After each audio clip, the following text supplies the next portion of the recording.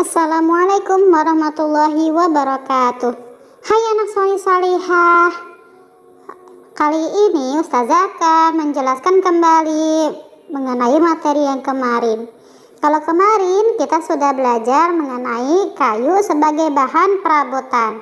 Nah, selain menjadi bahan perabotan, kayu juga dijadikan bahan pembuatan kertas loh.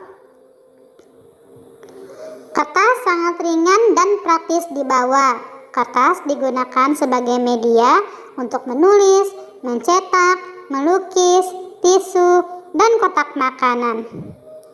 Kayu yang digunakan sebagai bahan pembuatan kertas biasanya dari pohon papirus, mulberry, dan pinus. Sedangkan pada kulit hewan yang biasa digunakan untuk bahan pembuatan kertas yaitu kulit domba karena lebih mudah didapat. Nah, sekarang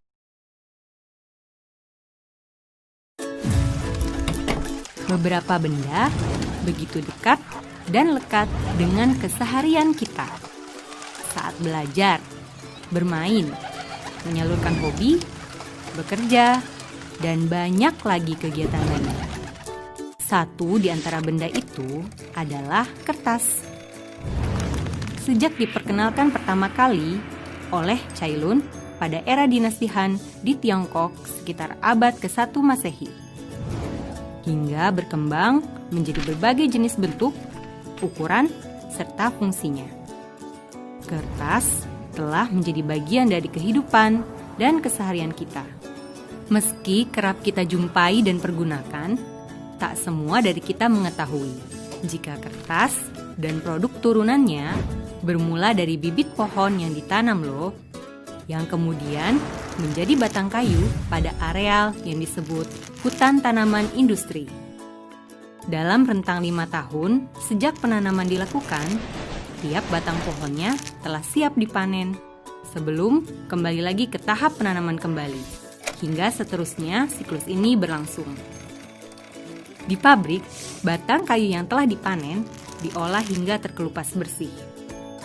Sementara kulit kayu yang terkelupas tetap bermanfaat karena dijadikan bahan bakar biomasa.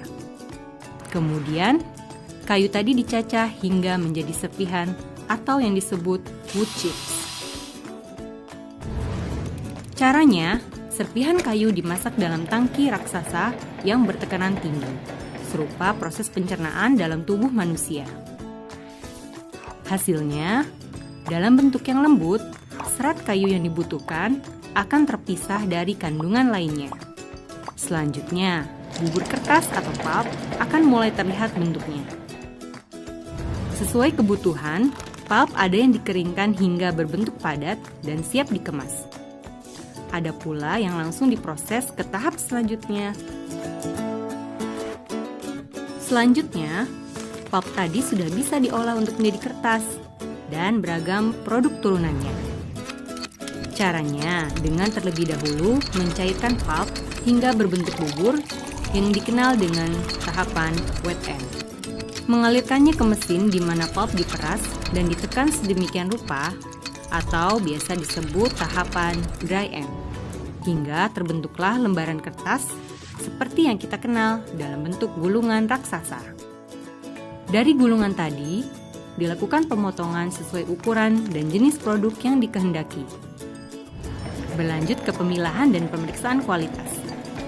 Diakhiri dengan proses pengemasan dan pengiriman ke berbagai tujuan ke seluruh penjuru dunia. Produk kertas dari Indonesia seperti Asia Pulp and Paper telah mengekspor produknya ke lebih dari 120 negara. Kamu tahu nggak kalau Indonesia merupakan salah satu negara penghasil kertas urutan ke-6 di dunia dan 10 dunia untuk pulp. Selain itu, industri pulp dan kertas sendiri telah menjadi gantungan hidup bagi lebih dari 1 juta orang.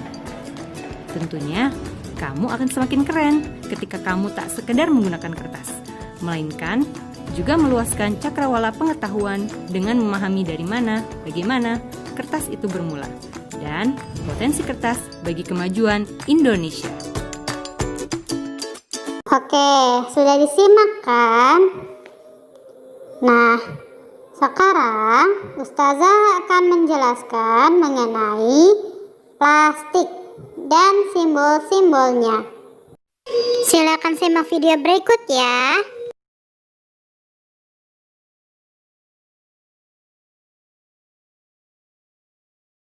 Plastik merupakan salah satu jenis kemasan yang paling banyak digunakan untuk mengemas berbagai jenis produk makanan dan minuman. Setiap jenis plastik terdapat tanda-tanda atau kode yang berbentuk segitiga dengan kode angka di tengahnya yang menunjukkan sifat dan karakteristik maupun untuk daur ulang dari plastik tersebut.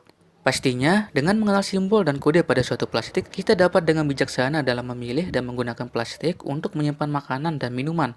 Bagaimana penjelasan dari simbol dan kode tersebut? Berikut uraiannya. Kode angka yang pertama dikenal dengan PETI atau PET, yang merupakan singkatan dari polyethylene terephthalate. Jenis plastik dengan kode nomor 1 ini biasanya ditemukan pada kemasan komersil untuk minuman ataupun makanan. Kemasan ini biasanya transparan, berwarna jernih, tipis, dan tembus pandang. Dianjurkan untuk hanya satu kali pemakaian, dan hindari untuk penyimpanan air panas karena dapat mengakibatkan plastik meleleh dan mengeluarkan zat karsinogenik yang dalam jangka waktu panjang dapat menyebabkan kanker. Biasanya digunakan pada botol air mineral, minuman soda, pada kondimen seperti saus sambal, kecap manis, beberapa wadah makanan, dan pada kemasan lainnya. Kode angka nomor 2, HDPE atau High Density Polyethylene. Kemasan ini dikenal lebih kaku, keras, kuat, buram, dan biasanya berwarna. Merupakan salah satu jenis plastik yang paling aman digunakan karena dapat mencegah reaksi kimia bahan plastik dengan makanan atau minuman. Selain itu, lebih tahan terhadap suhu tinggi akan tetapi dianjurkan hanya untuk satu kali pemakaian. Plastik jenis ini mudah diproses dan dibentuk serta melunak pada suhu 75 derajat Celcius. Kemasan berkode nomor 2 ini dapat dipakai untuk pembuatan tutup botol, botol susu putih, botol deterjen dan minyak, sampo, cairan pembersih bahan kimia, jerigen air, dan sebagainya. Kode angka nomor 3 dikenal dengan PVC atau polyvinyl chloride. Plastik yang paling sulit didaur ulang, tahan terhadap sinar matahari dan berbagai cuaca, tapi tidak disarankan untuk mengemas makanan ataupun minuman. Kandungan DH atau diethyl hidroksilamin pada plastik akan bereaksi saat bersentuhan dengan makanan yang dapat membahayakan ginjal dan hati. Ditemukan pada botol-botol cairan pembersih komersil, sabun, sampo, pembungkus kabel, dan pipa plastik. PVC berciri kuat, keras, jernih, buram. Bentuknya dapat diubah dengan pelarut dan melunak pada suhu 80 derajat Celcius.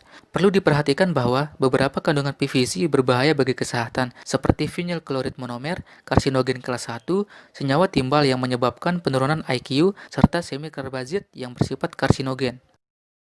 Kode angka 4 disebut LDPE atau Low Density Polyethylene. Plastik kode LDPE dibuat menggunakan minyak bumi atau termoplastik. Cukup aman untuk membungkus makanan atau minuman karena resistensinya cukup baik terhadap reaksi kimia. Selain itu, plastik jenis ini kuat, fleksibel, kedap air, serta tidak jernih tapi tembus cahaya. Memiliki daya proteksi terhadap uap air cukup baik, dapat didaur ulang dan cukup baik digunakan pada barang-barang yang memerlukan fleksibilitas tapi kuat.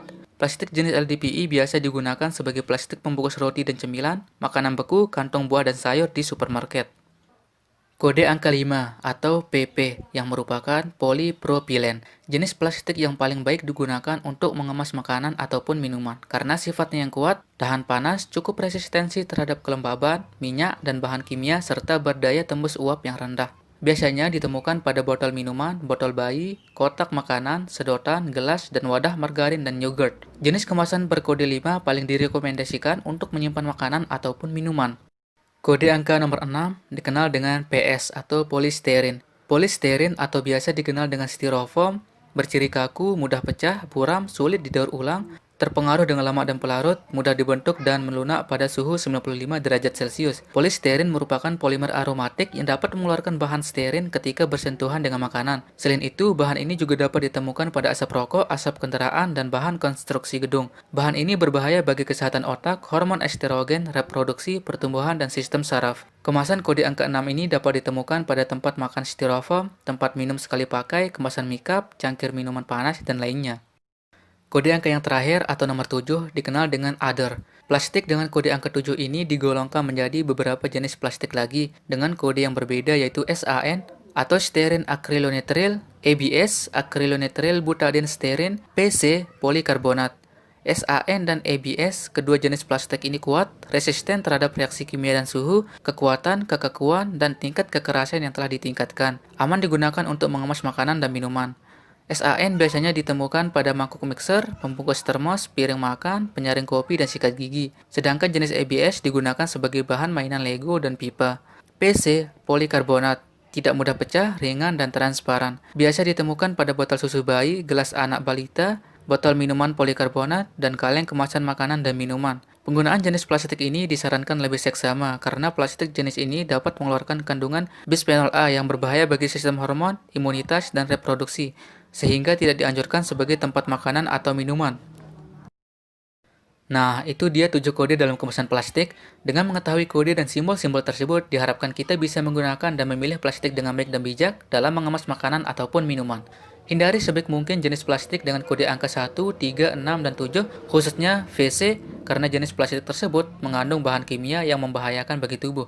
Sedangkan dianjurkan untuk menggunakan jenis plastik dengan kode angka 2, 4, 5, dan 7, khususnya SAN dan ABS, karena cukup aman untuk menyimpan makanan atau minuman.